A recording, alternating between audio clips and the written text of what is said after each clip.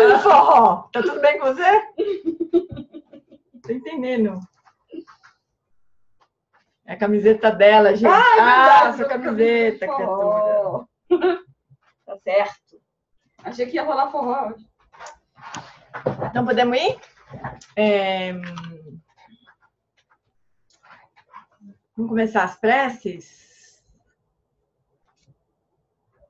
E daí a gente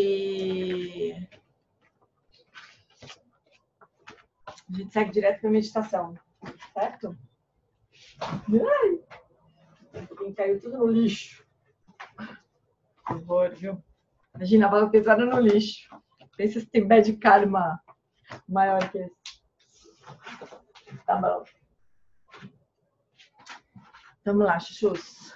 A gente vai fazer então as preces de Pushboritita, prece 7 linhas, daí a gente recita uma ala do mantra do Guru, conduz as 4 iniciações e a gente engata na meditação, certo? Um mala do mantra, exatamente. Fazemos um mala de Om Ahum Mesa Guru Pema Siddhi Hum, certo? Então, vamos lá.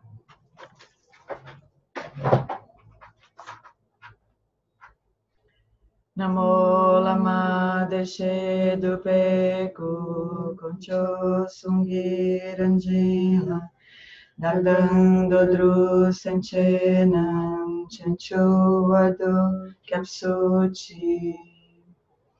Namo, no Lama, que é a corporificação dos Sugatas, da natureza das 3 joias, eu, juntamente com os seres dos 6 reinos, tomamos refúgio até a nossa iluminação.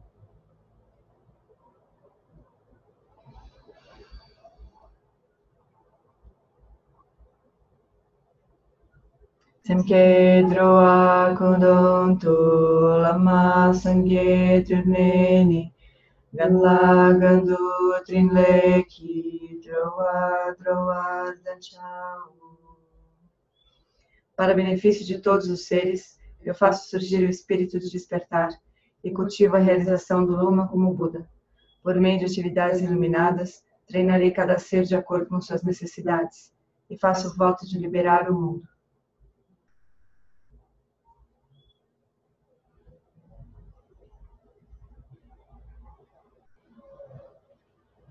Om Agem Yogi Nupchan Sam Pema Gesar Dumpola Yatsen Choki Nudrunye Pema June Shisuda Kordu Kandro Mampekor Kiki Jesuda Druki Jinge Lapchir Sheksu So Guru Pema Siddhi Hum.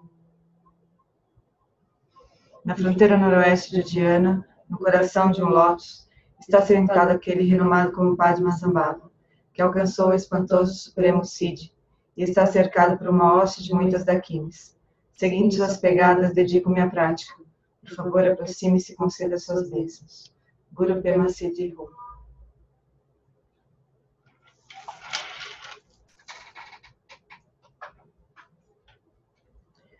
Om Ahum Mesa Guru Pema Siddhi Hum, Om Ahum Mesa Guru Pema Siddhi Hum, Om Ahum Mesa Guru Pema Siddhi Hum, Om Ahum Mesa Guru Pema Siddhi Hum, Om Ahum Mesa Guru Pema Siddhi Hum, Om Ahum Mesa Guru Pema Siddhi Hum, Om Ahum Mesa Guru Pema Siddhi Hum, Om Ahum Mesa Guru Pema Siddhi Hum.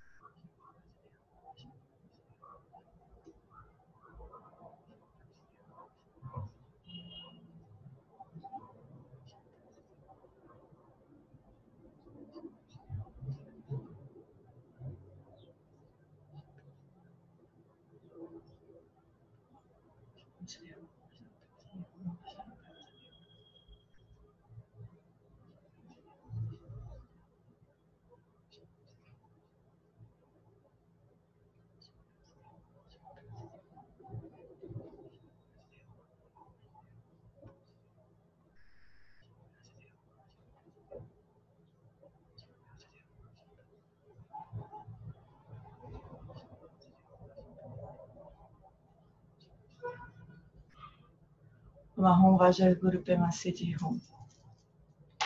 Sustentando o Guru Rinpoche à sua frente.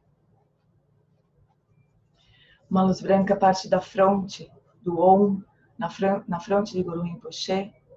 E essa luz atinge o topo da sua cabeça, preenche todo o seu corpo. E assim você recebe a iniciação do corpo. Todos os obscurecimentos de corpo são purificados.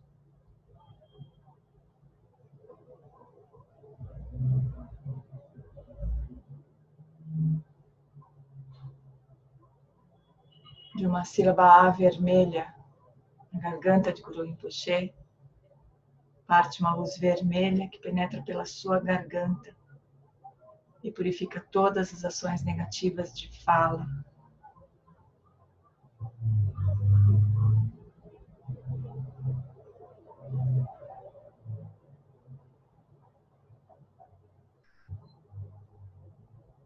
De uma sílaba Rum azul no coração de Guru Rinpoche, parte uma luz azul índigo, penetra pelo seu coração, purifica todas as ações negativas de mente.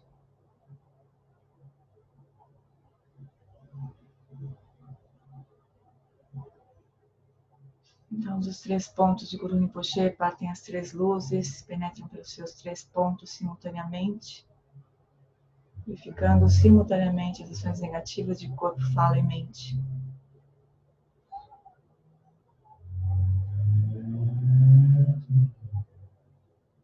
Então, Guru Rinpoche diminui de tamanho, passa para o topo da sua cabeça, olhando na mesma direção que você.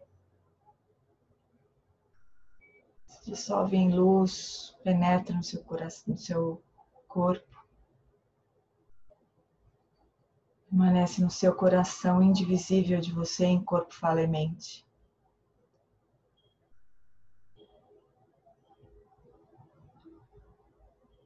Com essa qualidade, então, nós passamos para a prática.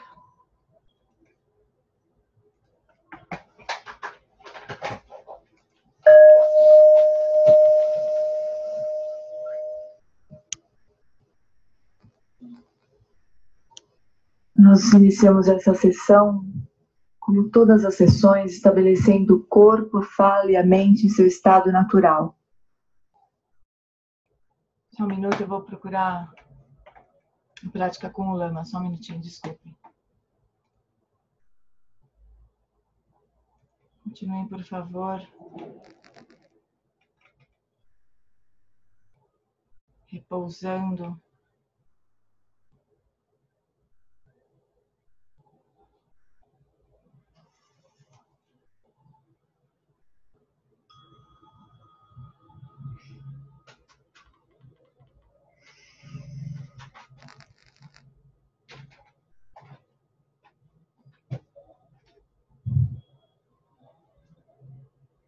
As soon as you hear the bell at the beginning of each session, let your first response be to relax.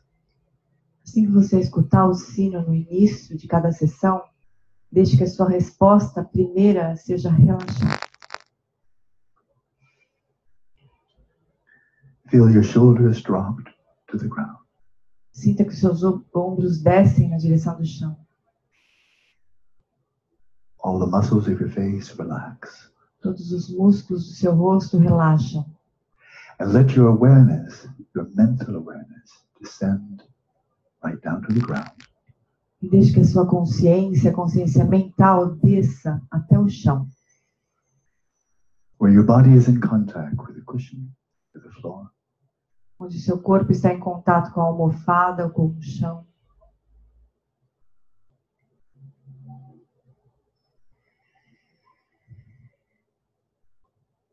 Let your awareness be very quiet. Deixe a sua consciência permanecer bem quieta And attentive. e atenta. Aware of these sensations of the earth element where your body is in contact with the ground. Conscientes das sensações do elemento terra, em que o seu corpo está em contato com o chão.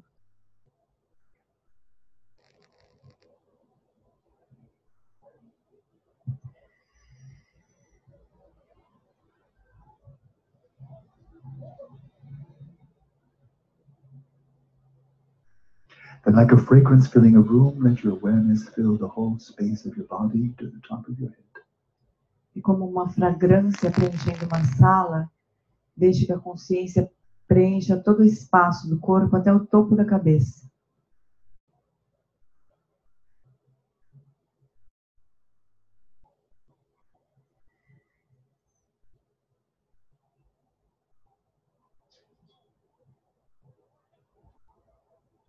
With each out breath, relax more and more deeply in the body. Com cada expiração, relaxe mais e mais profundamente todo o corpo.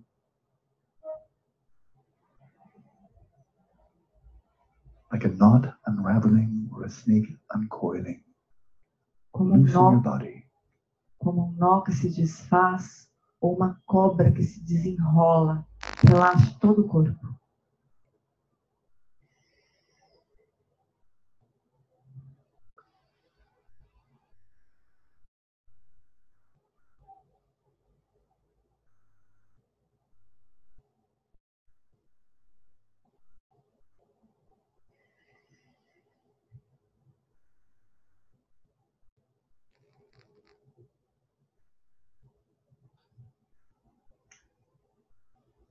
Throughout the duration of this session, let your body be very still.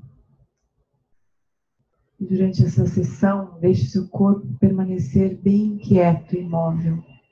With just the movements of the breath. Apenas os movimentos da respiração.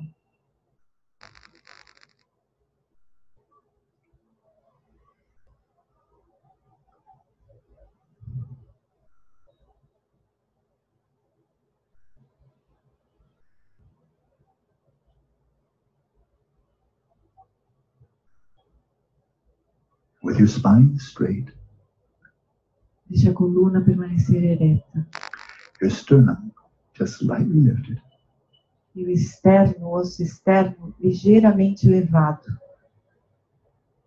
Like a soldier standing at attention, now sit at attention. Um soldado que permanece de pé, atento, permaneça sentado, atento. With your abdominal muscles loose and relaxed. Os músculos abdominais soltos e relaxados. As you breathe in, let the sensations of the breath flow right down to the belly, which expands as you inhale and falls back as you exhale. E quando você inspira, note as sensações no abdômen que se expande quando você inspira e que relaxa quando você expira.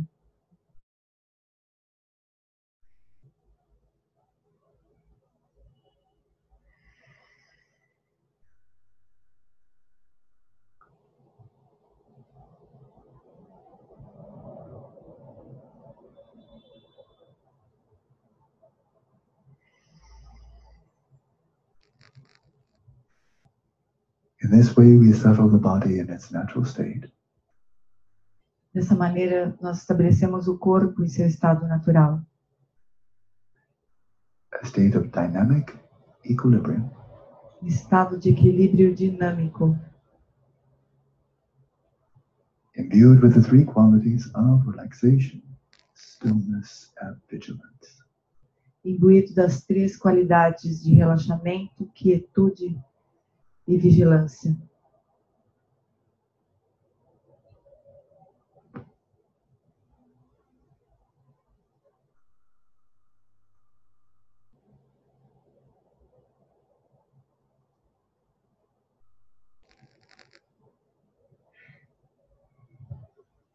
It is a sustainable stillness, sustained with a balance of relaxation and vigilance. E para que seja sustentável, um relaxamento sustentável, equilibre o relaxamento com o estado de vigilância.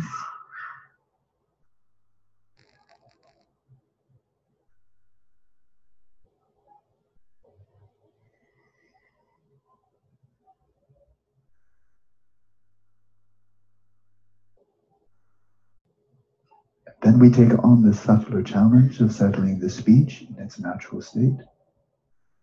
E agora nós assumimos um desafio maior de estabelecer a fala no estado natural. A a state of effortless silence. Um estado de silêncio sem esforço.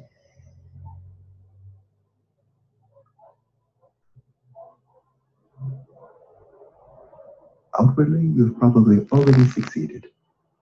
Externamente, nós já temos sucesso In terms of your public speech. em termos de fala pública.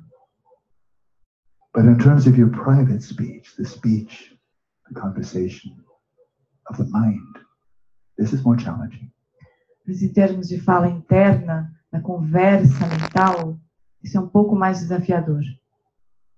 To bring forth a continuum of effortless silence in the mind. Produzir um contínuo de silêncio sem esforço da mente.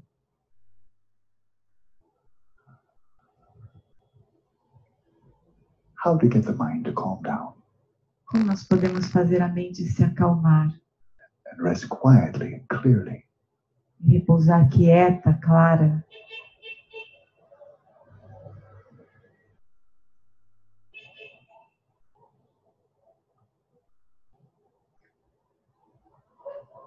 To facilitate this, we settle the respiration in its natural rhythm. Para facilitar essa tarefa, nós estabelecemos a respiração em seu ritmo natural.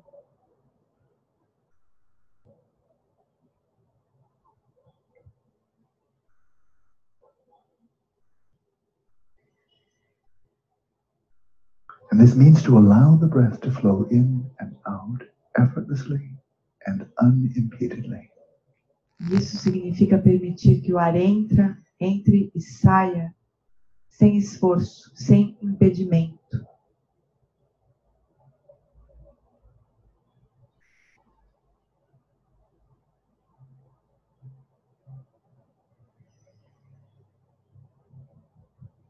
Breathing as effortlessly as if you were deep asleep.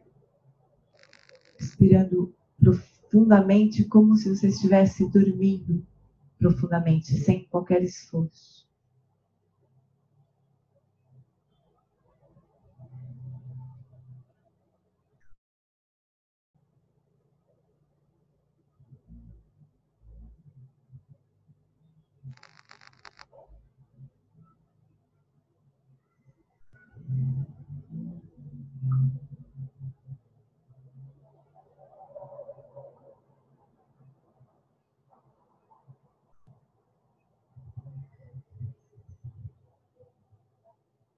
The key here is the out-breath, A chave aqui é a expiração, which is a natural occasion for letting go, for relaxing deeply.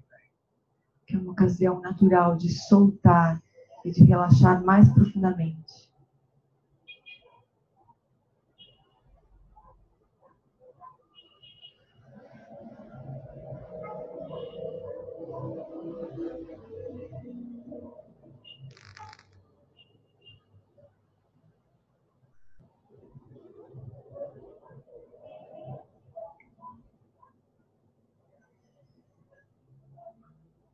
With each out-breath, relax the body more and more deeply as you surrender your muscles to gravity.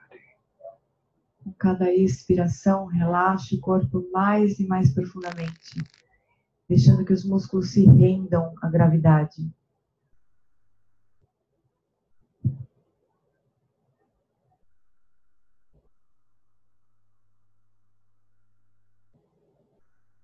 As you breathe out, release and continue releasing the breath until you've released it all, holding nothing in reserve. Na expiração, solte o ar, solte até o final, sem reter nada.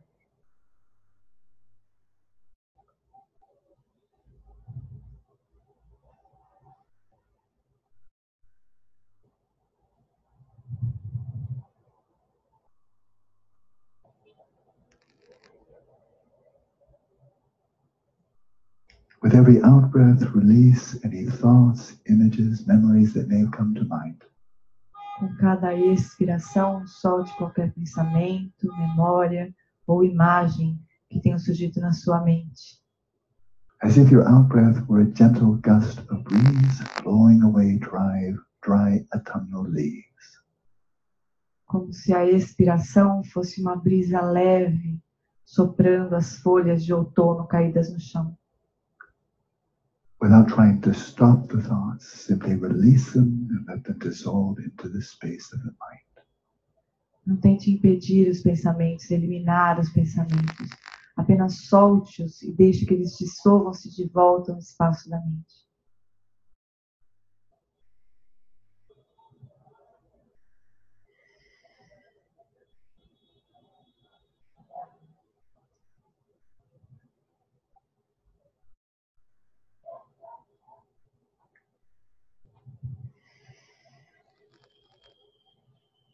And when you fully release the breath, then rest even more deeply, relax deeply.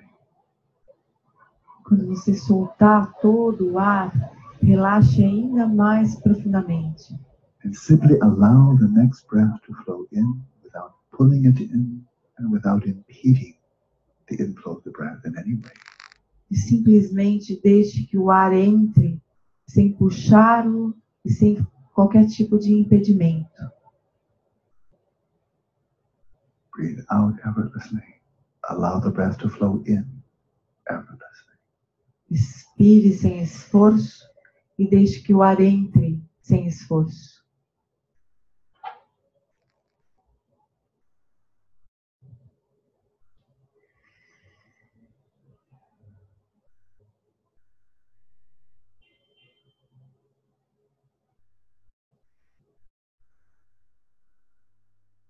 Release all sense of ownership of the breath, all control over the breath.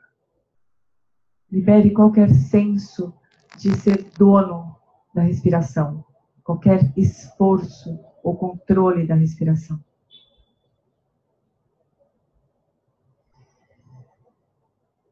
And from breath to breath, simply allow the body to breathe without interference, without intervention.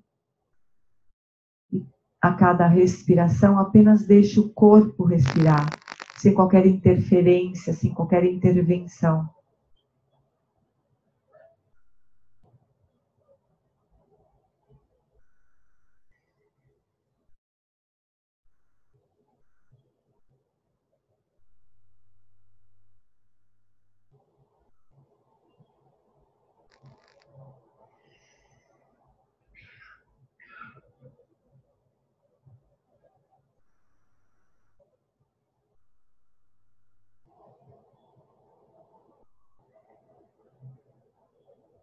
And allow the breath to find its own rhythm without superimposing any preconceived rhythm upon it.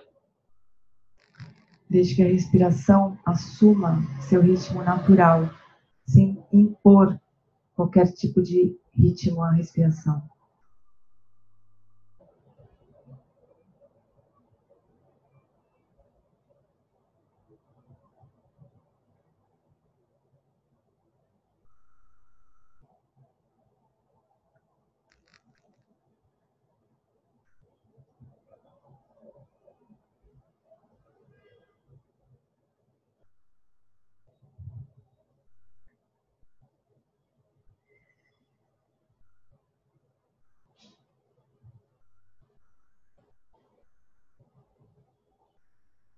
Then we turn to the subtlest of the three settlings, and that is settling the mind in its natural state.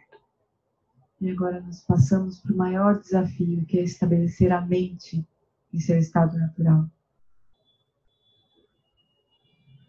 We begin by setting the mind at ease. E nós começamos deixando a mente à vontade.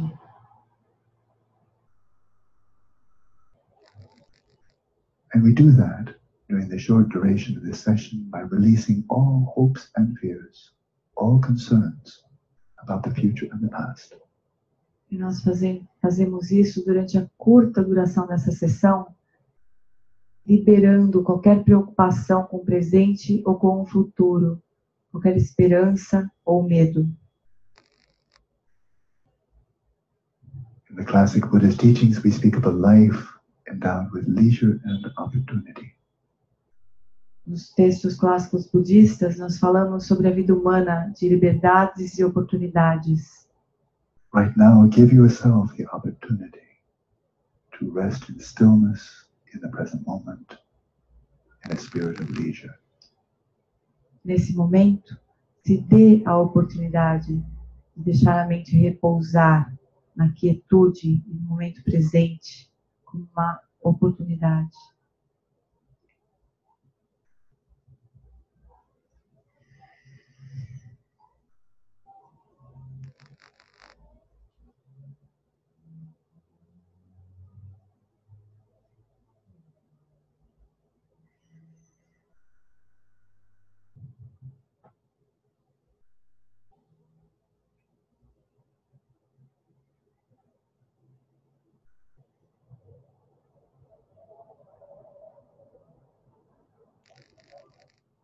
And by releasing all grasping to desires and aversions, hopes and fears, your awareness effortlessly comes to settle in stillness.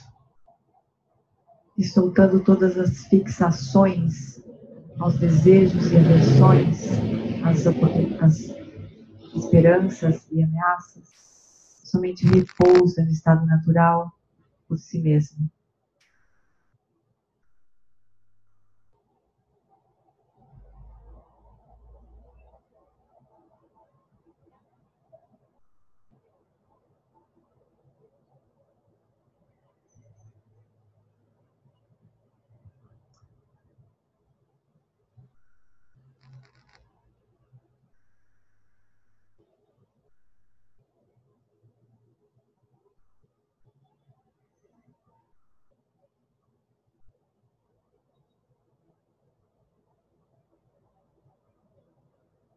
And awareness by nature is clear, luminous. A consciência, por natureza, é clara e luminosa.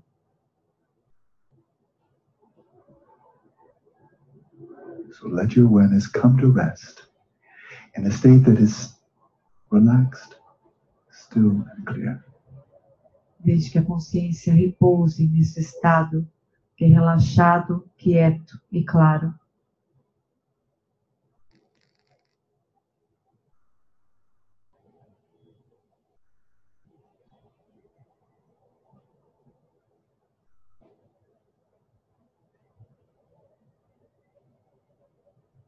Awareness that is clear and cognizant, wide awake. Consciência clara e cognoscente, desperta, But not identifying with the body, não se identificando com o corpo or with the activities of the mind. ou com as atividades da mente. It is a stillness in the midst of the movements of the mind. É a quietude em meio aos movimentos da mente.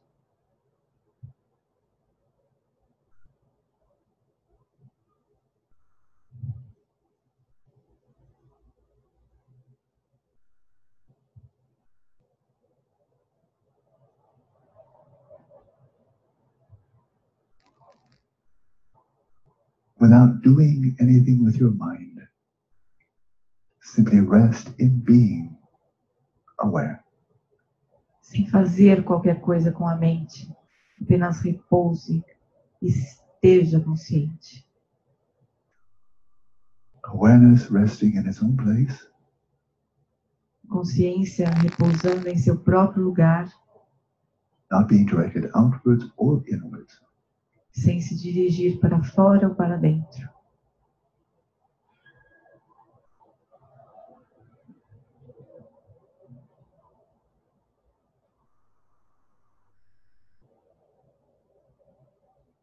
Rest your awareness right where it is, Desde que a consciência repouse onde está. and sustain the flow of awareness of being aware. E sustente o fluxo de consciência de estar consciente. Relaxed, still and clear. Relaxado, quieto e claro.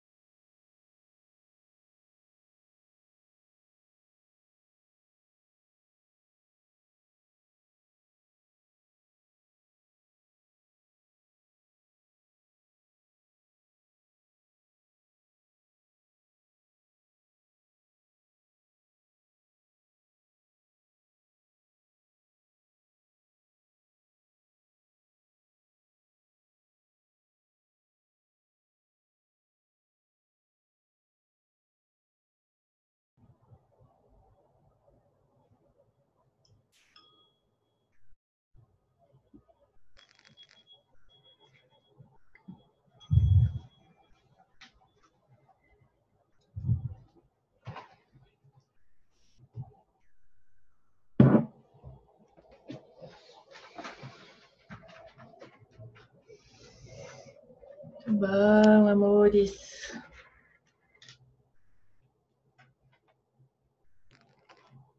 Ainda vou editar esse áudio ainda. Me dá um nervoso, um zerrinho besta de tradução, tipo mais, maior, que não era mais maior, era... eu ia falar mais alguma coisa, depois eu ia falar maior. Aí quando eu fico fazendo essa prática é meio que tortura para mim, porque eu fico nervosa com os erros de tradução. Seus mesmo. Meus mesmo, né? Então tá, vamos então, a gente parou na página 72. A gente está dentro do primeiro ponto, do segundo ponto, né, de cultivar a bodhicitta absoluta e relativa, e num tema que não está, né, como o Lama conta no vídeo de ensinamento de Bodhigaya, que ele fala que não está em todas as versões do Self-Empowered Mind Training, mas que é uma vez que tem alcançado a estabilidade, revela o mistério. E aí, dentro desse tema, ele está falando sobre fé, né? Da semana passada teve uma discussão super interessante, né? É um ponto super interessante esse da fé, né? E como ele aborda a fé. Daí ele fala que, ainda na página 71, né? Ele fala como que a gente poderia saber se o Buda estava falando uma coisa que é certa, né? E a resposta é que não tem como saber, que para saber a gente vai precisar experimentar, né? Daí tem essa frase sensacional do William James que fala que quando as preferências, né? Quando o que a gente acha que é melhor ou pior, né? Quando isso tem poder para modificar ou para produzir alguma coisa, aliás, quando as preferências não têm poder para modificar ou produzir alguma coisa, a fé é totalmente inapropriada. Tanto faz, né? Ele sempre fala da questão da gravidade. Tanto faz se a gente concorda ou não concorda com a gravidade. Ela é uma lei e acabou, né? Não vai fazer a menor diferença, né? Mas para a categoria de fatos que dependem de preferência pessoal, de confiança ou de lealdade para que eles sejam realizados, a fé não apenas é lícita e pertinente, mas essencial e indispensável. Como, por exemplo, né, tirar uma conclusão ou descobrir se o Buda estava certo ou estava errado. Nesse caso, vai depender da nossa fé, né? Vai depender da nossa preferência. A gente vai querer fazer isso ou não. E para que isso se realize, a gente vai precisar da fé, né? As verdades não podem se tornar verdades até que a fé as tenha transformado em verdades. A gente vai precisar experimentar, né? Para ver se aquilo é correto ou não é, né? Se aquilo faz sentido ou não. Então, agora a gente começa na página 72, a leitura. Certo? Bom, então ele vai falar assim. Quando conhecemos o Buda indiretamente, através de seus ensinamentos, ou um professor budista contemporâneo diretamente, nos encontramos com um estranho. Mas cultivarmos esse relacionamento, com o passar do tempo, terminamos por conhecer as qualidades do professor. E ele ou ela pode conquistar nossa confiança. Então, o professor se torna um amigo em quem podemos confiar em assuntos que são importantes para nós, incluindo questões que estão além da nossa compreensão. Depois de conhecer um professor budista específico, se acharmos que ele não é confiável ou ele é incapaz de nos ajudar, nós somos livres para buscar um outro professor. Da mesma maneira, se, após examinarmos cuidadosamente, acharmos que os ensinamentos de uma certa tradição budista não são confiáveis, podemos buscar uma outra tradição budista, ou até uma outra tradição, né? Se for o caso. E se acharmos que os ensinamentos budistas como um todo são infundados, somos livres para procurar outra tradição. Vários de meus lamas, depois de dar ensinamentos públicos, costumavam fazer o seguinte comentário: se você achar que esses ensinamentos são bem fundamentados e benéficos, então sim, por favor, coloque-os em prática. Se não, continue buscando. Aquilo vai ter que fazer minimamente sentido para a gente se dispor a colocar em prática, né? Se a gente achar que um dia de saída não vai levar a gente a nada, né? Aí a gente não vai ter como colocar aquilo, né? Como chegar a alguma realização daquilo, né? A gente nem vai ter vontade de colocar em prática. Ao mesmo tempo, precisamos aplicar inteligência e discernimento à nossa própria maneira de colocar os ensinamentos à prova. As declarações budistas que questionamos violam a razão ou evidências empíricas convincentes? Então, ele fala de 3 pontos, né? O que a gente está recebendo de informação, né? Viola alguma evidência que a gente já de fato acha que é verdade, verdadeira, né? Ou violam nossos pressupostos e o que as pessoas que nos rodeiam pensam, é contrário a alguma coisa que a gente pensa ou as pessoas à nossa volta pensam, o que realmente sabemos e que premissas e preconceitos da sociedade nós simplesmente aceitamos sem nunca ter os desafiado. Essa é a hora de sermos céticos com respeito a nós mesmos. E se colocarmos os ensinamentos em prática, descobrirmos que não são eficazes, onde está a inadequação? Nos ensinamentos ou na nossa própria forma de implementá-los? Por exemplo, o Buda e muitos contemplativos budistas afirmam ter alcançado a liberação irreversível de várias aflições mentais. Se nós não conseguimos atingir a liberação, o que isso prova? Que eles também não conseguiram? Ou que simplesmente nós não praticamos com diligência e inteligência suficientes? Era mentira do Buda? Ou nós é que não soubemos fazer, né? Não criamos as condições para fazer aquilo, da mesma forma que o Buda fez, né? Então, o Dalai Lama fala que, não sei se vocês já ouviram ele falando isso, né? Que às vezes o André tá tendo uma alegria insuportável, que ele falou, esse capítulo tinha que ser transcrito e distribuído. Que capítulo é esse? Caramba! Tá feliz com o capítulo. Então, mas o Dalai Lama, ele fala assim, né, que a gente às vezes pensa, Milarepa atingiu a iluminação depois de ter aprontado tanto, porque eram outros tempos, né? Agora nós estamos num tempo de degenerescência, né? E o Dalai Lama fala que não, que se a gente fizer a mesma coisa que fez o Milarepa, a gente vai chegar no mesmo resultado, né? Tem isso. Como é que a gente está... O que a gente está fazendo, né? Como que a gente está colocando as coisas em prática? Por um lado, estou inclinado a dizer que não há respostas fáceis a essas perguntas. Por outro lado, há um tipo de resposta que é relativamente fácil e tranquila. Enquanto estamos no mar, em meio à incerteza a respeito da natureza e dos potenciais da existência, podemos nos agarrar ao agnosticismo e ao ceticismo como se estivéssemos nos agarrando desesperadamente a uma boia ancorada. Isso pode nos dar um pouco de segurança, é uma resposta fácil. Do tipo, quem sabe, né? Quem pode saber disso, né? Intelectualmente parece haver segurança nisso. Somos imunes ao ridículo. Mas também há uma imobilidade nessa posição. Estamos no mar, em meio à confusão, e ali permaneceremos. É uma boia ancorada no meio do mar, né? A gente está salvo, mas está preso.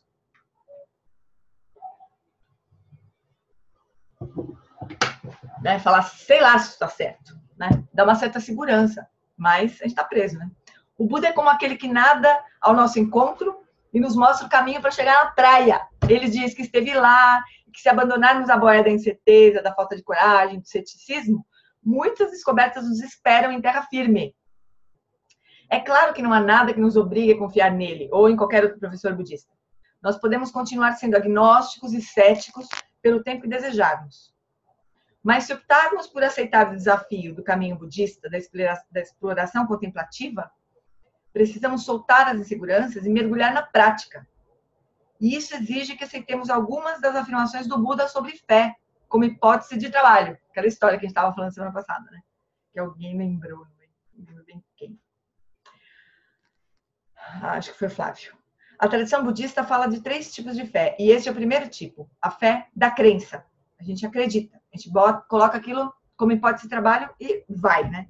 Como podemos acreditar nas afirmações budistas sobre a verdade quando há tantas declarações diferentes atribuídas ao Buda? Isso sem contar os muitos pontos de desacordo entre diferentes tradições budistas. Há 2 coisas que precisam ser levadas em consideração.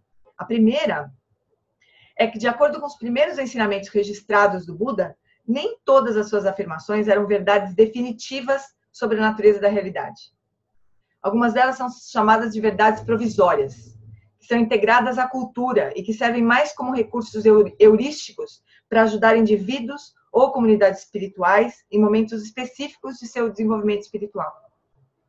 Mas o Buda e muitos contemplativos budistas fizeram muitas outras afirmações acerca da verdade, com base em sua própria experiência meditativa, que são definitivas, ou seja, foram apresentadas como descobertas genuínas sobre a natureza da realidade, e não apenas construtos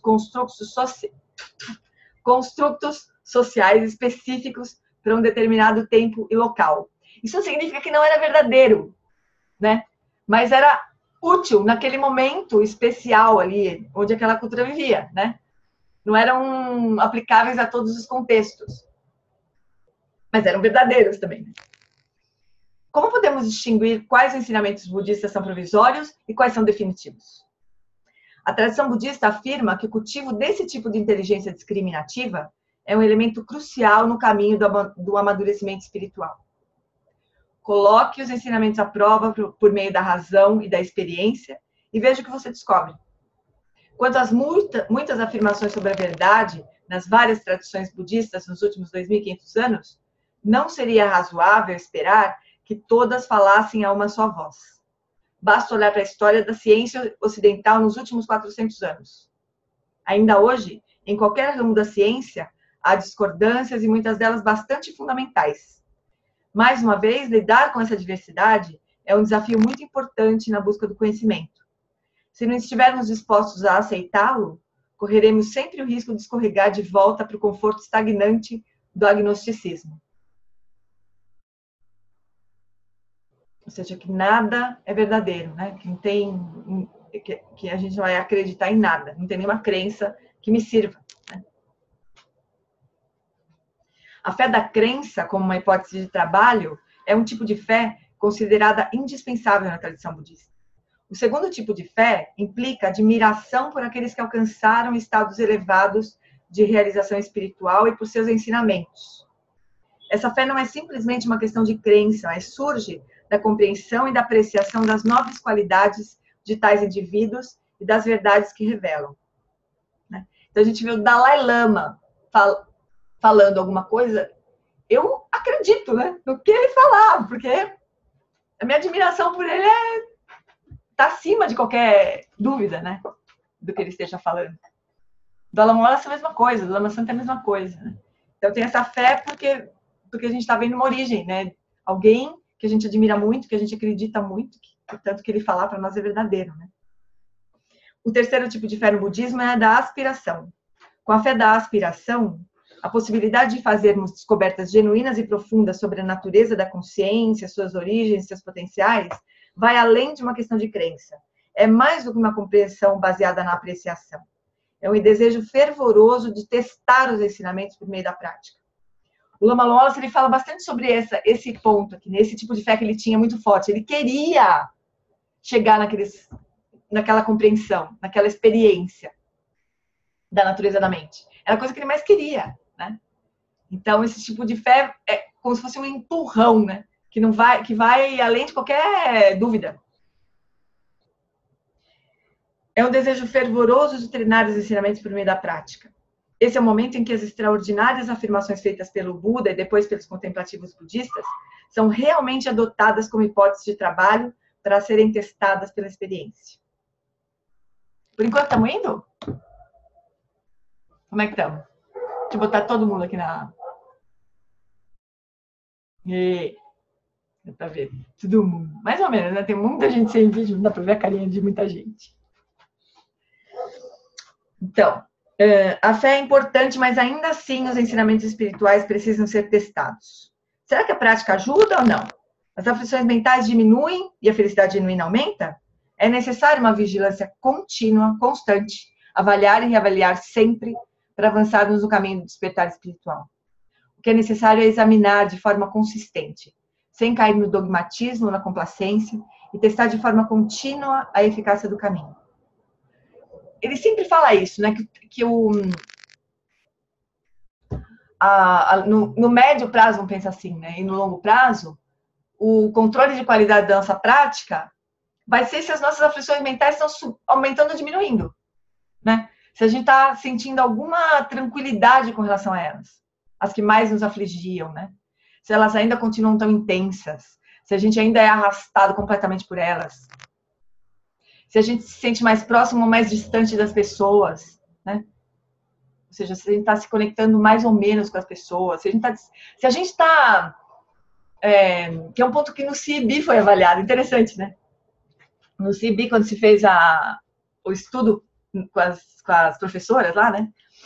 Eles avaliaram como é que a pessoa se sentia, né? Se ela se sentia mais tranquila ou menos tranquila, né? Mais aflita ou menos aflita, mas os resultados não podiam ser separados do nível do grau de conexão com as pessoas. Então, eles avaliaram os parceiros também, né? Para ver se essa calma, né? Essa tranquilidade, essa liberação das aflições, ela estava acontecendo à custa de uma desconexão com as pessoas, que aí fica mais fácil, né? Relativamente mais fácil. O duro é quando aparece uma pessoa na nossa frente, como é que a gente se segura a onda, né? Na onda, né? Se a gente descamba ou se a gente sustenta as qualidades ainda, né? Então, esse é um tipo de controle de qualidade que o Lama sempre fala, né? William James abordou a questão da fé. Peraí. Logicamente, nós estamos testando apenas o caminho, o Buda, né? O ensinamento do Buda, mas a nossa inteligência e perseverança em segui-lo. E por isso devemos ser igualmente críticos com respeito aos nossos próprios esforços. Isso traz um tipo de estabilidade ou fé que está em movimento, sendo parte do próprio processo. Tem duas coisas em jogo aqui, né? A fonte mesmo dos ensinamentos e como que nós estamos sendo capazes de implementar aquilo.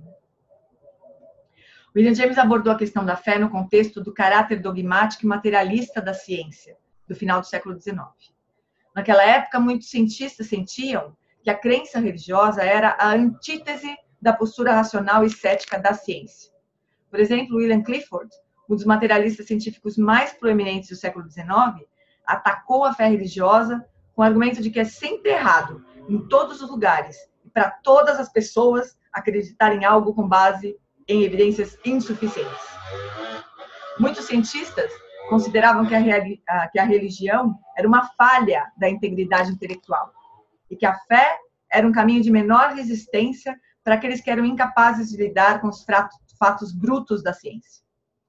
Alguns cientistas hoje expressam o mesmo sentimento, alegando que as pessoas religiosas mantêm suas crenças por causa de uma predisposição genética infeliz.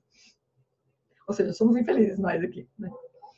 O que tais materialistas ignoram, no entanto, é que cientistas e pessoas religiosas, sem exceção, colocam sua fé em algum sistema de crenças que transcende o escopo do seu conhecimento.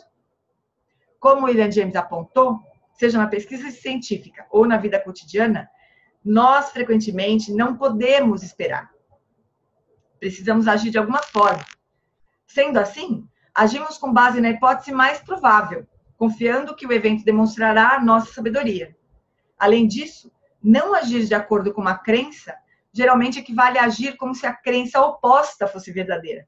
Portanto, a inação não seria sempre tão passiva quanto os intelectualistas pressupõem. Tem sempre uma crença por baixo das nossas ações, né? E o que o caminho espiritual vai fazendo com a gente, logo de saída, é a gente começar a desafiar essas crenças. Quem acha que não tem uma visão de mundo, está errado, né? Tem uma visão de mundo. Todo mundo tem uma visão de mundo. Que visão que é essa? Ela é adequada? Ela é mais benéfica para nós, para os outros? Como que ela é? Sempre tem, né? Não são só os religiosos que têm fé. Os cientistas também têm. O Lama Lossa, ele falava assim, nunca o estudo científico começa do zero. Né? Ninguém, um cientista, ele vai se basear na linhagem, né? De alguma forma, né? Ninguém vai começar sempre do zero, reinventando a roda. Então tem uma crença sempre, né? O Darcy fala assim, e eu que durante tanto tempo pensava e falava que uma das coisas que me atraía para o budismo era o fato da fé ser desnecessária. Tolo eu, falou ele. Mas é uma fé inteligente, né? É uma fé informada, bem informada. Não é uma fé cega. É muito diferente de uma fé cega. A fé cega é o que a gente tem quando a gente acha que não tem fé nenhuma, né? Aí a gente tem uma fé cega, porque a gente nem sabe no que a gente acredita, né? A gente vai agindo, certamente com base em crenças, mas não sabe nem quais elas são, né? A Lana fala assim, quando se diz eu tenho certeza, já existe uma crença, mesmo que creio que não há. Caralho. A Dani fala assim, e não se aprova a verba para pesquisa científica se não houver uma hipótese a ser testada. Lógico. Mas essa hipótese, ela, na ciência, no caso da ciência, né? Ela sempre se apoia em alguma coisa anterior, né? Que você não vai investigar de novo. Você tem que acreditar que o cientista anterior, ele fez o que tinha que fazer. Estava certo, seguiu a metodologia correta, né? Que quem publicou o trabalho olhou aquilo e de uma forma crítica, né? Tem um monte de crença. Não tem tábula rasa, disse o André. Não tem. Tem sempre um mar de crenças, assim, que a gente vai se apoiando, mesmo sem saber, mesmo sem achar que tá se apoiando, né? Melhor a gente olhar no que a gente está se apoiando. Ele fala que os cientistas são tão dogmáticos quanto os religiosos. Às vezes muito mais, muito piores, né? Bom, a fé, o William James afirmou, é essencial, mas como uma atitude prática, não dogmática.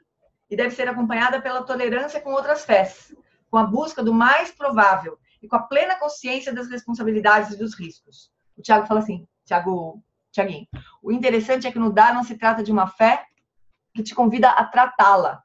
Tratá-la, que você diz, tratá-la. Te criticar, tipo... Não era tratá-la, é alguma outra coisa que ele falou. Ops!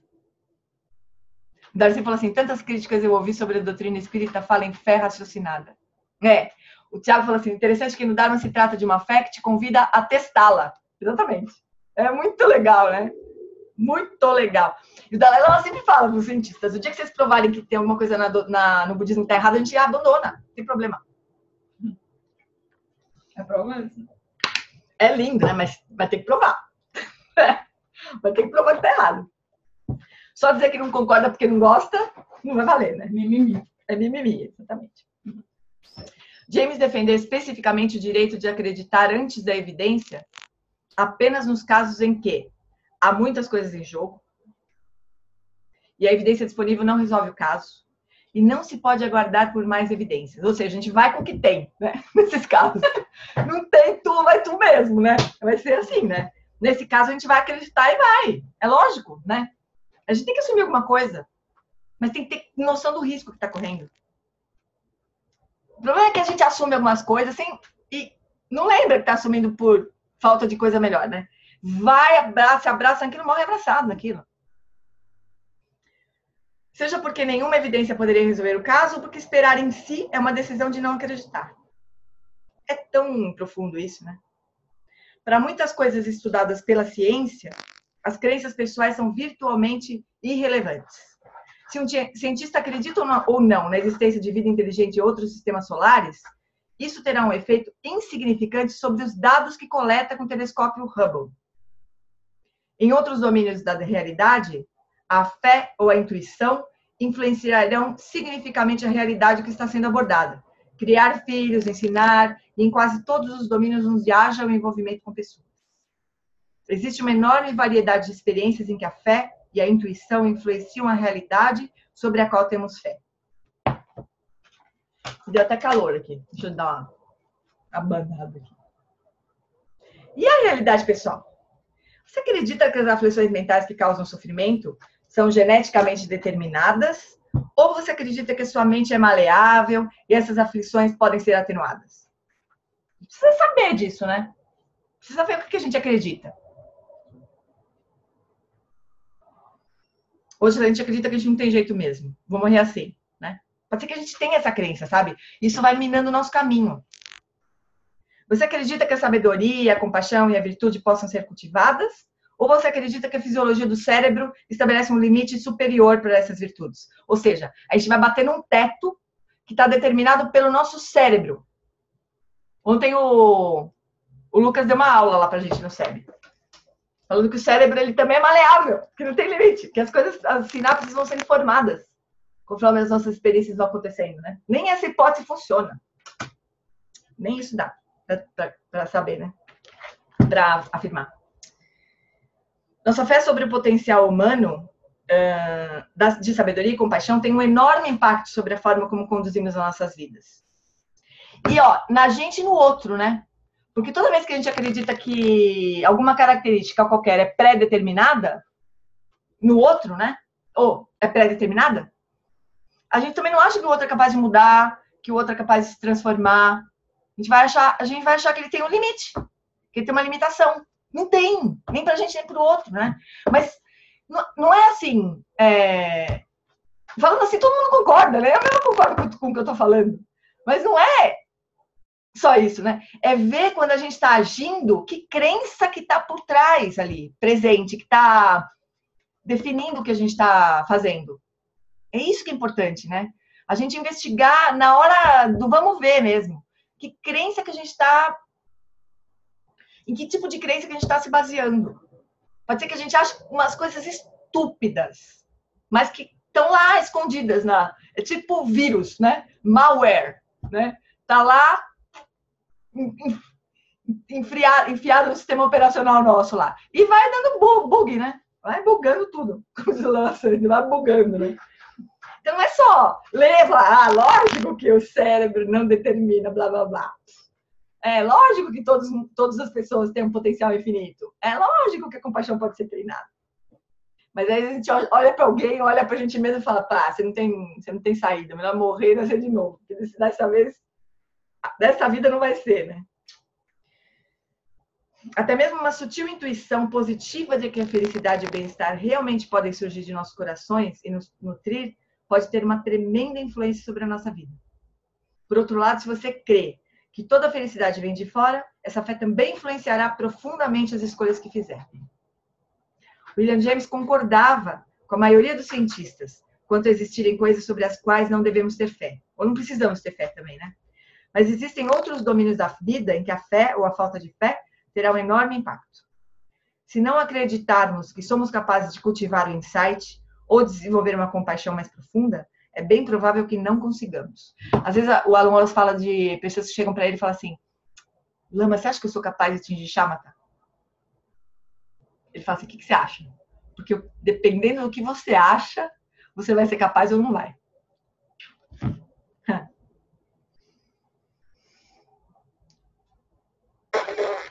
Onde que eu parei? Dessa forma, nossas crenças geralmente agem como profecias autorrealizáveis. Podemos escolher entre ter fé em nosso próprio potencial ou continuarmos sendo céticos e agnósticos. Algumas pessoas são céticas com respeito às afirmações budistas sobre a verdade, porque violam as crenças de sua própria religião. Outros são céticos quanto às afirmações de todas as tradições espirituais, porque violam as crenças do materialismo científico. E outros ainda são céticos com relação a todas as afirmações sobre a verdade, sejam elas científicas ou espirituais, porque violam as crenças do pós-modernismo. No cristianismo há muitas vezes referências a crentes, cristãos, e não crentes. Todas as outras pessoas, mas na realidade somos todos crentes. É apenas uma questão de saber no que acreditamos. O Lama sempre fala dos céticos, né? Ele sempre fala que adora pegar um cético pela frente, assim, né? Mas ele fala que o bom cético é aquele que pega as premissas e desafia, bota em questão, experimenta e fala, não serve. Ou isso está errado, isso não está correto, né? Ele fala que isso é bom cético, que ele adora pegar cético assim pela frente. Agora, aquele que fala assim, eu não acredito nisso, isso não funciona, porque eu não acho que não sei o que lá, tanto faz, ele ignora. Né? Agora, aquele que se rasga, sabe? Bota uma coisa em prática, se rasga, e daí vai falar para ele que não funciona, esse tipo de pessoa ele adora encontrar. Né? Porque isso realmente é o que tem o poder de transformar, né? Todo mundo, a gente e ele, né? Porque de repente, sei lá, de repente pode ser que um dia ele trome com um aluno que vai mostrar que as coisas que ele acreditava estavam erradas. Ele não se coloca numa posição de que isso não possa acontecer, né? Mas é que nem o Dalai Lama, né? Vai ter que provar. Esse é o bom cético, né? Aquele que prova que está errado. Ninguém quer falar nada, pessoal. Vamos ficar falando aqui até 9 horas da noite? Tô brincando, tem um monte de gente comentando, né? O André falou que é a plasticidade cerebral. Nem o cérebro tá imune disso, né? Forró, ponto, falei, o André falou. Tá bom, então agora aqui, essência meditativa. A fé traz... Tô vendo, tô enrolando aqui para ver quantas páginas tem essa sessão. A fé traz um tipo de estabilidade.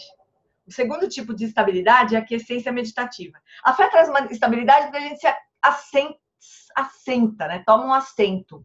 Né? Toma um só assento. Isso já traz estabilidade. Você não fica buscando. Aliás, falando em buscar e já buscando, já dando umas dicas do que buscar, o ensinamento que o Tenzin Wangyal deu hoje no Facebook Live foi incrível. Daqui a pouco a Giovana vai subir lá no na página do Ligmisha Brasil, né? Mas chamava Descobrindo a Dança da Quietude. Muito legal. Putz, esse negócio... Quando vocês param de falar, minha caixinha desliga. Depois que ela desliga, ela fica me pedindo uma senha. Tá, pronto. Acho que nos conformou dessa vez. Esse tipo de assento poderíamos entender como refúgio? Poderia ser entendido como refúgio. É. Mas vamos pensar assim, né? Que mesmo que a gente tenha um refúgio no Buda, por exemplo, né? A gente tem um refúgio no Buda. Mas aí tem muitos caminhos que podem ser seguidos, né? Tem muitos dharmas. Ainda que a gente tenha um refúgio verdadeiro no Buda, né? E no Dharma, nos ensinamentos do Buda. Ainda assim, tem muitas práticas que a gente pode fazer, né? Vai ter uma hora que a gente vai precisar parar e seguir uma delas, né? Para poder se aprofundar. Senão a gente fica sobrenadando, assim. Então, não é só refúgio, mas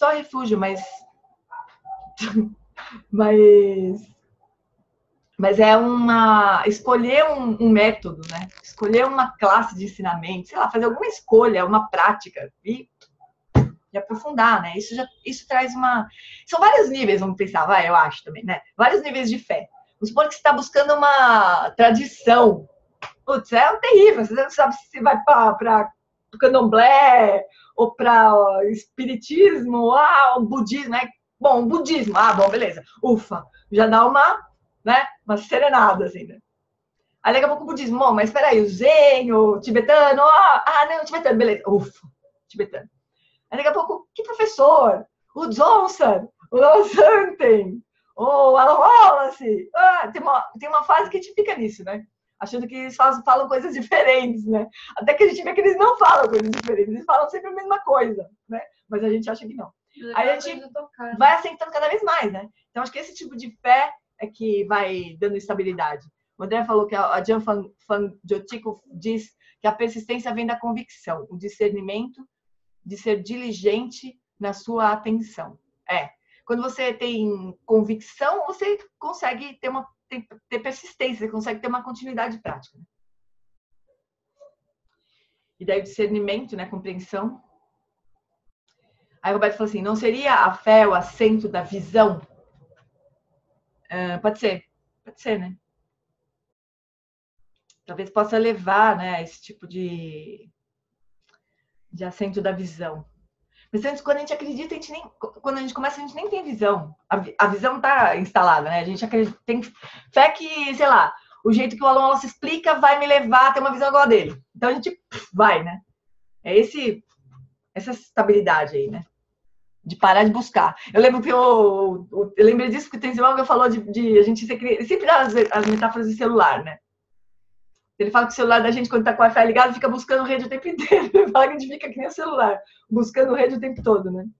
Então, quando a gente acha uma rede, se conecta na rede, aceita, né? O Darcy falou assim, o Senhor Buda não teria ensinado tantos mil ensinamentos se não houvesse tantas pessoas cujas mentes eram tão diferentes. Cada cabeça uma verdade, um caminho da verdade. Cada estrutura de mente, né? O Buda ensinou muitos diferentes tipos de ensinamento, porque cada mente que ele encontrava, ele oferecia uma coisa. A Dani falou, nosso raso entendimento que acha que os ensinamentos são diferentes. Eu acho, né? Porque, no fim, eu acho que os professores todos estão tentando acordar a gente desse sonho, né? Cada um está tentando gritar na nossa orelha de um jeito, mas eles estão falando a mesma coisa. Acordem, né? Então, bom, a fé traz um tipo de estabilidade. O segundo tipo de estabilidade é a quiescência meditativa ou shamatha, né? Que é o principal significado da palavra estabilidade no aforismo. Uma vez que tenha alcançado a estabilidade, revele o mistério. Esse ponto aqui, o Alan Wallace, ele fica muito feliz, né?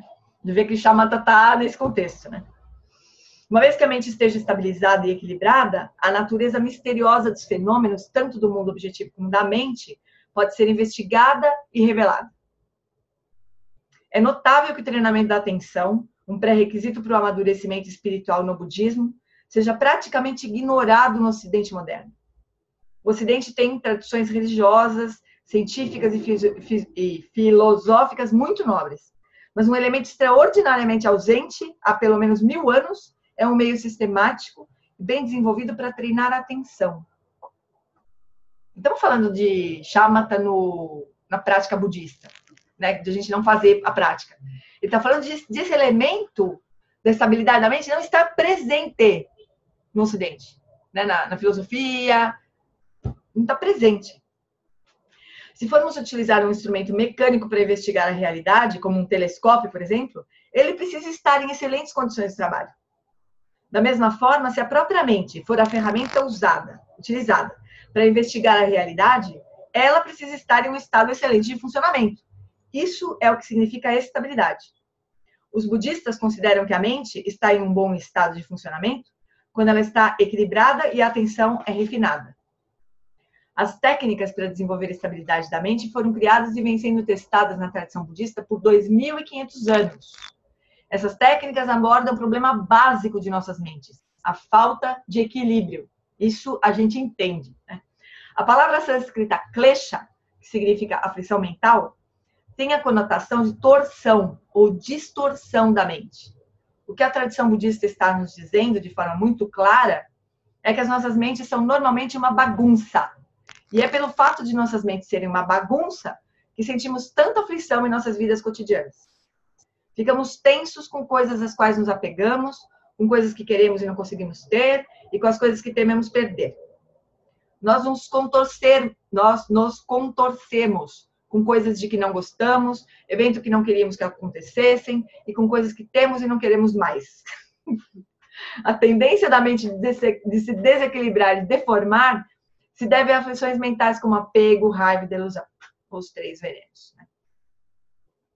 A maravilhosa tecnologia científica desenvolvida no Ocidente nos últimos 400 anos não é muito útil para explorar a mente diretamente, nem para descobrir as causas internas do bem-estar e do sofrimento, e muito menos para descobrir a natureza essencial da própria consciência.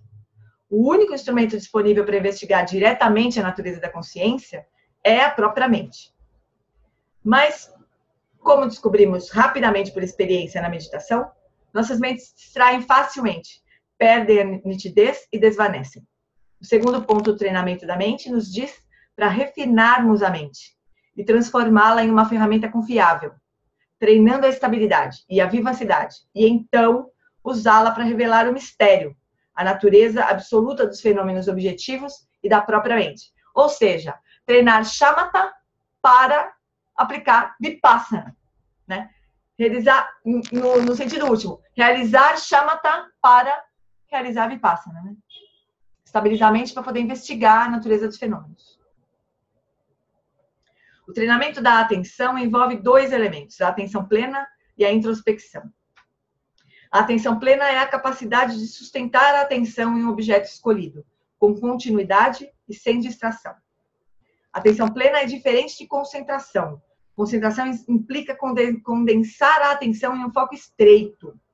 Atenção plena é um estado de atenção estável que pode ser aberto e amplo ou bem focado, como desejarmos. O foco da atenção pode ser bem pontual ou pode ser o espaço da mente, por exemplo, né? Não implica concentração, no sentido de estreitamento do foco. A introspecção, às vezes chamada de metacognição, observa o que está acontecendo na mente e monitora a qualidade da atenção. Quando você está com raiva, a faculdade de introspecção observa a raiva. Aí você fala assim, a minha mente está com raiva. Parece que sim, né? Até parece que a gente faz isso. Estou com ódio, eu estou... Mas a introspecção seria isso, né? Seria a qualidade do observador, assim, que a gente chama na linguagem do Lama Santer, né? Seria desenvolver esse observador. Mas observador interno, né? Não observador que fica observando o outro. Ao praticar a quiescência meditativa, se a distração ou a agitação surgirem, ou se a mente se tornar sonolenta, a introspecção observa essas mudanças. A introspecção é a capacidade de observar o estado da mente a cada momento. Como a mente está operando? Será que está funcionando com tranquilidade ou como um carro com fumaça saindo pelo capô? As virtudes, como a compaixão e a generosidade, surgem facilmente ou só com muito esforço? Ao cultivar a atenção sustentada, se não desenvolver a capacidade de introspecção, você não notará quando a prática estiver indo mal isso significa que você desenvolverá péssimos hábitos de meditação. Por exemplo, a sonolência, né? E a distração também. A gente pode achar que é muito útil ficar lá fazendo prática, se perdendo o tempo... deixa eu corrigir. Se perdendo o tempo todo sem notar que está perdido, né? Porque se perder o tempo todo, notar e trazer de volta, essa é a prática, né? Não é não se perder, é se perder, notar e trazer de volta. Ficar com sono, notar e uá, né? Mas a gente acaba desenvolvendo uns hábitos assim. Mas mais perigoso é desenvolver hábito de sonolência sutil. A gente fica naquele estado de torpor bem gostoso. E achando que está praticando. Que está maravilhosa a prática. Ou de dormir toda hora também, né? Isso a gente tem que cuidar, porque senão vira um hábito horrível. Os hábitos, tanto os bons quanto os ruins, são difíceis de serem rompidos. É possível desenvolver uma prática de meditação negligente e letárgica com a mente totalmente caótica. Para reconhecer isso e estar em condições de corrigir, a introspecção é crucial. E aí, então, a gente lembra, né? Esses dois aqui são fatores mentais, né? São 2 dos 52 fatores mentais da nossa mente, né? E a atenção plena é mindfulness, né? Mindfulness é se lembrar. Então, se lembrar do objeto de prática e se lembrar da instrução também. É um tipo de mindfulness, né? Porque quando a gente está fazendo a prática, se perde e nota que se perde, a gente vai precisar se lembrar de qualquer instrução, aí voltar para a prática. Né? Tem uma instrução para trazer a mente de volta. Não é trazer na porrada, a instrução é relaxa, solta o que te distraiu e retorna. Relax, release, return. Os 3 R's que não funcionam em português, né? E quando a gente está sonolento, é refresh, retain, refresh, como é que fala? Como é que é mesmo? É retomar, renew, refresh, return and retain. Né? Então a gente refresca, a gente renova o interesse pela prática, né? Retorna e sustenta. Né? Então tem uma instrução, não é de qualquer jeito que a gente vai ter que voltar. Então a gente vai ter que se lembrar. Sati. Manda isso pra gente. Manda o quê? Os 3 R's, André? Eu mando. 3 R's. Eu mando. A ideação compulsiva é como se a mente estivesse espumando pela boca. Gritar bem alto tudo que vier à mente, sem qualquer filtro social, pode levar a uma visita a um manicômio. Né? Ele fala naquele site do... naquele site não, naquele vídeo que ele fala sobre a síndrome de Wallace, né? Ele fala que se a gente colocasse... Será que ele vai falar? Não, acho que não. Se tudo que a gente fala mentalmente, né, fosse transmitido, né, tivesse uma caixa de som e uma câmera, né, para mostrar tudo que a gente pensa, era o fim da civilização, ele fala. Né? Mas conseguir manter os mesmos pensamentos compulsivos para você mesmo, isso é considerado normal. Então, não gritar tudo que a gente está pensando, os absurdos que a gente pensa, tudo bem. Beleza, né? Normal. Agora, ficar falando isso internamente, a gente acha que também tá bom. É isso mesmo, né? A introspecção é a chave para conter a mente, para que ela possa se tornar útil, ao invés de ficar cuspindo compulsivamente imagens, memórias, ideias aleatórias. Internamente também, né? Quando, por meio da introspecção, você observar que a mente está divagando, basta trazê-la de volta, vez após vez. Se puder observar o que está acontecendo em sua mente no momento dos acontecimentos, você não será arrastado pelos muitos trens expressos de imagens e conversas que cruzam o espaço da sua mente. Gê, o que é um hábito bom? A Jenny perguntou, Gê, o que é um hábito bom? Um hábito bom, no caso da meditação, o que seria um hábito bom de verdade, assim, né? Um hábito que a gente pode sentir que é bom, que não é a sonolência, né? Mas um hábito bom é a história do karma positivo, fazer coisas por hábito e não por escolha. Mas no caso da meditação, por exemplo, um hábito bom seria a gente se habituar com uma única postura, por exemplo. É um hábito, né? Que é bom você se acostumar com uma postura. Mas daí a gente fica sem poder, a gente vai se limitando, né? Em termos de postura. Ou se acostumar com o silêncio. Também é um hábito bom, não é ruim. Né? Se habituar a praticar no lugar que é adequado.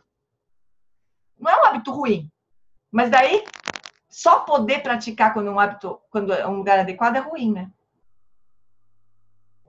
É uma coisa que a gente vai precisar vencer. Apesar de ser um bom hábito, não tem nada de errado nele, né? Na prática em si. Sem vigilância, sim, vigilância e introspecção são traduções de Sampajana, são, em Pali, são, André. Compartilho alguns trechos selecionados. O Thiago tá... A Dani fala assim, estava ouvindo hoje o ensinamento do Johnson, ele usou o termo vigilância para designar essa lembrança do ensinamento. Seria o mesmo que introspecção? É, vigilância para se lembrar. Não, sim, com certeza, seria. É que vigilância, o Alan Wallace usa vigilância para alerta, né, da mente, assim. E nesse caso é um pouco mais do que isso, né? É Sampajana em Pali mesmo que o André falou. Depois eu vou copiar tudo isso aqui para o negocinho de notas para poder mandar para vocês. Porque o Thiago mandou um negócio no Google Drive sobre ensinamento do Guru Rinpoche sobre fé. Vou mandar para todo mundo depois.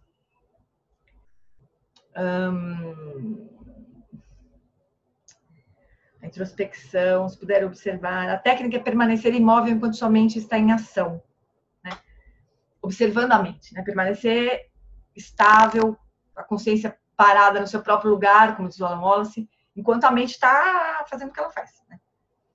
Isso é muito diferente de a mente tagarelar e você tagarelar com ela. Ficar batendo papo com a própria mente, né? Ficar comentando tudo o que acontece. Se você perceber que a meditação está perdendo a nitidez, passando da lassidão, a letargia, ao torpor, a sonolência, então levante-se. Faça uma pausa, jogue um pouco de água fria no rosto. Não ceda, né? Não se acostuma a ficar com sono na prática. A introspecção, a habilidade de discernir como a mente está funcionando a cada momento, é crucial na meditação. E também é muito importante para a saúde mental. Na abordagem budista tibetana, o despertar espiritual e a saúde mental estão intimamente relacionados. Uma boa saúde mental é um requisito para o despertar espiritual. Se a sua saúde mental não estiver em boas condições, ainda que você ache que está avançando rapidamente para a iluminação, praticando com muita diligência, você pode acabar exacerbando seus próprios problemas mentais. A importância da introspecção também é reconhecida no Ocidente. Um amigo meu chamado David Galen, psiquiatra e neurocientista cognitivo, comenta: é mais prejudicial para a integração de uma pessoa perder o contato com as dimensões da realidade pessoal pela perda do automonitoramento do que perder o contato com o mundo externo por perda sensorial ou por paralisia. Então, perder essa capacidade de se observar, de observar o estado da mente, é pior do que perder a capacidade de observar o que está fora. Né? O Dr. Galen está dizendo que um déficit de introspecção é pior do que qualquer dano sensorial. A deficiência sensorial não exclui a possibilidade de um indivíduo ser integrado, mentalmente saudável, mas uma deficiência de automonitoramento ou de introspecção, sim. Surpreendentemente, muitos filósofos modernos da mente afirmam que a metacognição, a capacidade da mente de se automonitorar, é impossível, não pode ser feita. Imagina. No entanto, profissionais da saúde reconhecem que a metacognição não é apenas possível, mas absolutamente essencial para a saúde mental. Quando a resposta à pergunta, a mente está saudável e equilibrada, é não, é melhor fazer uma pausa. Desenvolver a habilidade de introspecção, aumentar a capacidade de verificar o estado mental, é um objetivo específico da estabilização meditativa. Desenvolver a capacidade de introspecção. William James, um dos meus heróis intelectuais, eu acho que o Alan Wallace é uma reencarnação do William James. William James, um dos meus heróis intelectuais, escreveu sobre a importância da estabilidade atencional na educação. A habilidade de trazer uma atenção divagante voluntariamente, vez após vez, é a própria raiz do discernimento, do caráter e da vontade. Eita! O que aconteceu aqui? Thiago compartilhou uma tela aqui. Né? Será que ele quer que eu leia? O que eu faço aqui agora? Eu não consigo nem enxergar o que ele compartilhou. Nem sei se está no começo, está no fim. Tiago, você quer que eu leia isso? A importância da fé no caminho budista. Sogyal, para escapar da existência do samsara, você tem que ter fé no caminho da liberação. Ou seja, a fé surge por causas e condições, e não por si mesma. Ou seja, tem que ser cultivada, né? A fé surge quando as causas e condições coincidem e você leva a sério a impermanência. A fé surge quando você se lembra de causa e efeito. Esta é a minha instrução. Nunca se afaste das causas para o surgimento da fé. Sogyal, Yesh Sogyal, né? Se você tem fé no coração, tem que fazê-lo durar. Se não tiver, tem que fazê-la surgir. Pessoas sem fé não podem, de jeito algum, alcançar a liberação ou a iluminação. Sogyal, para atingir a iluminação, ter fé é completar metade da prática do Dharma. Uma vez que a fé tenha aflorado do âmago, todas as qualidades virtuosas chegam em grande quantidade. Sogyal, a raiz de todas as virtudes do estado búdico repousa na fé. Portanto, permita que uma fé imutável aflore do seu íntimo. Os tantras... Eita, agora tá ficando bonito o negócio. Tá umas setinhas aparecendo. Os tantras ensinam que a fé nos ensinamentos Mahayana tem mais mérito do que servir seres sencientes em número, deve ser número, né? Em número igual às partículas de pó contidas em 10 reinos búdicos. Trechos do ensinamento de Guru Rinpoche, a sua discípula Yesh Sogyal, transcritos do termo intitulado Um Estímulo à Prática Espiritual. Quase, hein? Eu não consigo ler tudo. Muito inspirador. Tiago escreveu alguma coisa aqui. Olha, virou uma coisinha. Tô bem zoada. Desculpa, Gera, para compartilhar o arquivo. Eu fiz bagunça, não sabia que interromper. Foi mal. Não, foi mal coisa nenhuma. Eu só não sei como é que eu volto agora. Deixa eu ver, Speaker View. Nossa, agora ficou uma zona aqui. Exit full screen. Ah, agora melhorou. Desculpa, hein? Eu tomo um pau de vez em quando. Você é louco, agora eu vou praticar fé que nem louco. Que interessante. É muito interessante essa coisa de a gente pensar em causas e condições, né? Porque até recitação de mantra, né? O Lama uma vez falou para mim que quando a gente recita mantra para alguém, é como se a gente estivesse adicionando condições para o florescimento da pessoa, né? É tudo resultado de causas e condições. Quando a gente coloca a intenção de ajudar alguém, recita um mantra, ou sei lá, faz metabhavana, dedica a prática às pessoas, sei lá, faz qualquer coisa, né, direcionando uma intenção positiva às pessoas, é como se a gente estivesse acrescentando condições para o florescimento da pessoa, né? É interessante pensar nisso, né? Porque a gente tem a impressão que pensar em cultivar em termos de causas e condições. O André falou assim, o Johnson diz que convicção total e profunda de causa e condição torna o praticante sotapana.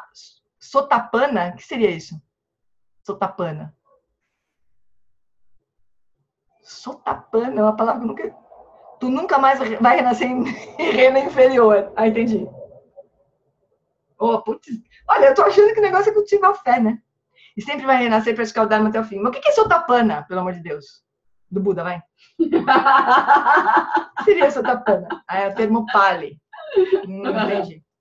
Sotapana eu nunca tinha ouvido falar desse termo. Bom, eu se perdi aqui. Deixa eu pensar aqui.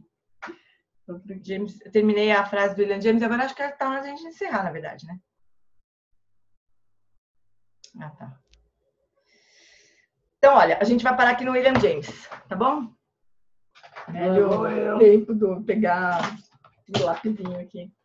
Eu vou deixar uma eu só tenho colada aqui. Uma coisa dessas na minha vida. Então, hoje é dia 18, né? 18 do 11. Alana escreveu. Infelizmente, não concordo que façamos coisas que possam não nos levar a reinos inferiores. Como é? Não concordo que façamos coisas que possam não nos levar a reinos inferiores. Aí você vai discutir com o Johnson, Alana. Corajosa. Tô brincando contigo. Eu não sei, né? O Lama Santen fala que se a gente, cada vez que a gente vê um reino, né, sei lá, um reino dos animais, por exemplo, a gente rezar, não é nem o Johnson, é o Buda, o André tá falando. O Lama Santen fala também. Então vamos, né? O Lama Santen fala que se a gente, quando a gente está, sei lá, tem uma experiência de reino dos infernos, ou está na presença de seres do reino dos infernos, e a gente reza para aqueles seres, a gente está fechando a porta daquele reino para nós. Né? Bom, mas acho bom a gente garantir com outras coisas, né? Não fazer muita besteira na vida, né?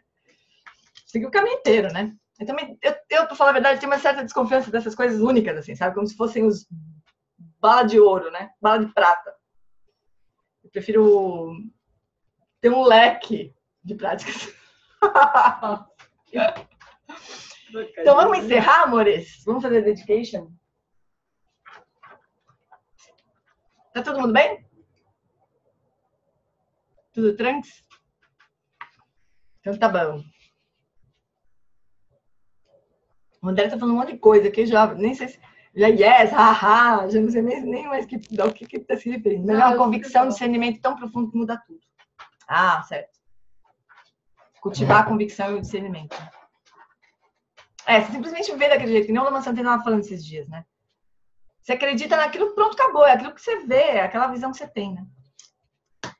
Bom, então vamos fazer a prece ao Lama Wallace em tibetano, em português e em silêncio. E da dedicação de méritos. Tempa tuando je chanchen, danzel cansanzi pe macarai. Tenzin que bocha pe tempa, dandre trini da shido seu aze. Takodrola jampe chachen, pakel sandra menantendu tsikyan. Alan Wallace Shedrakpa, Yike bushen pusha peten yurchi. Zanlin chi danke parnupcho. So tem mi tabur selzepa. Lopon ke kikutse zetrin. Yedro cantar pelan sutri pate. Aqueles que sustentam os ensinamentos do professor Sakyamuni, do grandioso Vajradhara e de Padmasambhava, que guarda todos os segredos dos vitoriosos, possam as suas vidas ser longas e possam eles iluminar os feitos do Buda como o sol e a lua. Aquele que derrama uma grande chuva de amor sobre seres em terras distantes e sustenta-os com o néctar dos ensinamentos do Buda, por incontáveis éons afortunados, o grande ser conhecido como Alan Wallace, possa sua vida ser longa. Em Jambudvipa em geral, especialmente no Ocidente, você ilumina os ensinamentos dos vitoriosos como o sol e a lua. Ó Mestre, possa sua longevidade e seus feitos ser muito extensos, e possa você guiar todos os seres em seu caminho para a liberação.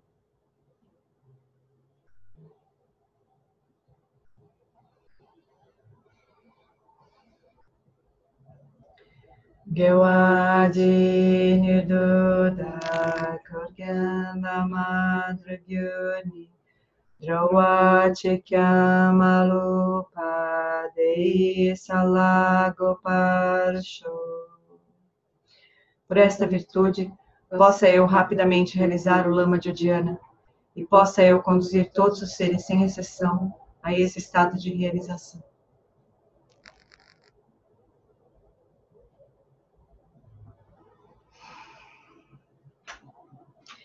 Muito obrigada, amores.